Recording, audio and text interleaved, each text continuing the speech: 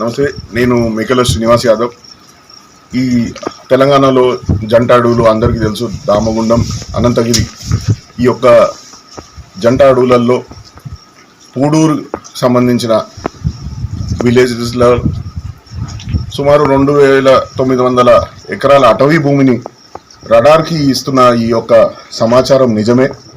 అయితే 12 లక్షల చెట్లు, ఔషధ మొక్కలు ఇవి కూడా కోతకు గురయ్యే విషయం కూడా నిజమే.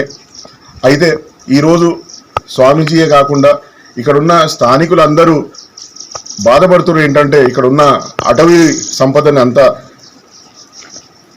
ఈ రడార్ ప్రాజెక్ట్ అనే ఒక ఈ దుర్మార్గమైన ఈ ప్రాజెక్టు వల్ల ఈ సమాజానికి ఏ రకమైన ఇబ్బందులు అవుతున్నాయనే విషయాన్ని కరపత్రాల ద్వారా ఇక్కడున్న స్థానికులని సెన్సిటైజ్ చేసే ఒక దిశగా వెళ్తూ న్యాయవాదులని, పాత్రికేయ మిత్రులని, అట్లాగే ఇక్కడ స్థానికులందరినీ ఈ యొక్క రడార్ ప్రాజెక్టు వల్ల ఏంటి ఇబ్బందులు వస్తాయనే విషయాన్ని క్లుప్తంగా ఒక కరపత్రం ద్వారా మేము తయారు చేసి ఊరూరా పంచడం జరుగుతుంది. గత రోజంతా విలేజెస్లో తిరిగి అక్కడ ఉన్న వాళ్ళని అందరినీ స్థానికంగా ఈ యొక్క విషయమై సెన్సిటైజ్ చేయడం జరిగింది. అయితే ఇది పూడూరు విలేజ్, వికారాబాద్కి సంబంధించిన విషయం కాదు. ఈ యావత్ తెలంగాణలో ఉన్న అందరికీ ఈ యొక్క రడార్ వలన ఇబ్బందులు కలిగే పరిస్థితి ఉంది. ప్రభుత్వాన్ని ఈ రడార్ సిస్టమ్ ఏదో ప్రెస్టీజియస్గా తీసుకుర్రు. Telangana government is going to the part of the central government security అనేది ఆస్పెక్ట్ని తప్పితే ఏ రకంగా తెలంగాణ పిల్లలకు కానీ తెలంగాణ గవర్నమెంట్కి కానీ ఏ రకమైన ఉపయోగము ఈ రడార్ సిస్టమ్ వల్ల లేదు.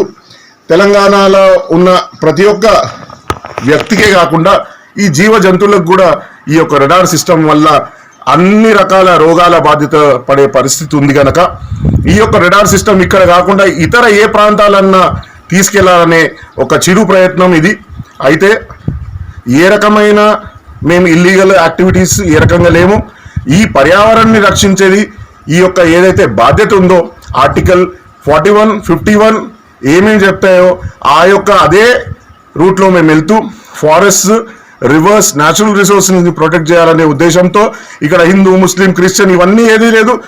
దేశంలో ఎవరన్నా కానీ గాలి పీల్చుకోవచ్చు. ఈ ఆక్సిజన్ అనేది ప్రతి ఒక్క ఏ సమాజంకైనా ఎవరన్నా ఎస్సీ కానీ, బీసీ కానీ, ఏ రాజు కానీ, ఏ ఫారెట్ కాస్ట్ వ్యక్తి అయినా ఎవరికైనా ఆక్సిజన్ సమానమే, ఈశ్వరుడు ఇచ్చింది.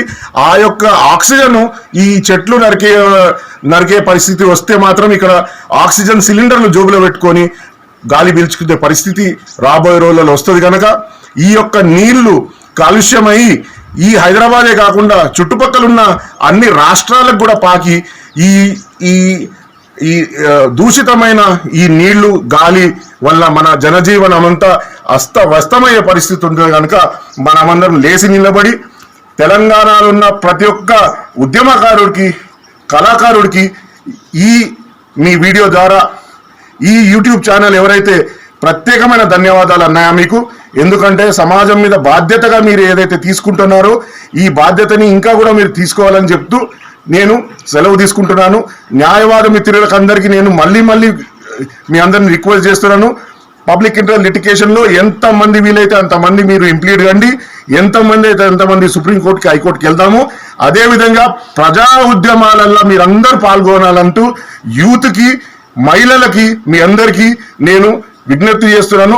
దయచేసి రండి, దామగుండం అడవిని కాపాడుకుందాం. జై తెలంగాణ.